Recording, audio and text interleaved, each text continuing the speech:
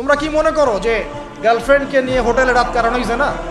তুমি যে তার হাত ধরে ঘুরছো এটাও জানা, তুমি তার সাথে কফি খাচ্ছ এটাও জানা করছো, তুমি নোট এক্সচেঞ্জ করতে গিয়ে ওর সাথে যে প্রেমের লেটার্স এই করছো এটা জানা করছো, রাত্রেবেলা রাত জেগে কথা বলছো জানা করছো, তুমি ওর দিকে খারাপ নজরে তাকাচ্ছ জানা করছো, তুমি ওর সাথে যা যা করছো সবই জানা হচ্ছে। আর আমরা তো এখন এটাকে ফ্যাশন মনে করি।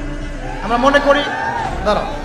মনে করি যে ছেলে মেয়ে একসাথে পড়বে, কোনো সমস্যা নাই, কোনো সমস্যা, এটা এগিয়ে যাওয়ার যুগ। এটা এখন কি নিজের ইজ্জত সম্ভ্রম বিসর্জন দিয়ে এগিয়ে যেতে হবে?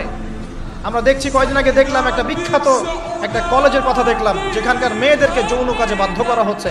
ইজ্জত বিক্রি করে কি অর্জন করতে যাচ্ছ তোমরা? নিজের ইজ্জত বিক্রি করে কিসের সার্টিফিকেট অর্জন করতে যাচ্ছ তোমরা? সুবহানাল্লাহ। আর এখনকার জরিপ ভয়াবহ। এখন অ্যাডাল্ট ছেলেদের মধ্যে 10 জনের মধ্যে 5 জন বিয়ের আগেই যৌন সম্পর্ক করেছে। দেড়হারসে আপনারা জানা করছেন, গার্লফ্রেন্ড বয়ফ্রেন্ড অ্যাফেয়ার্সে যাচ্ছেন, ঠিক আছে, পতিতালয়ে যাচ্ছেন।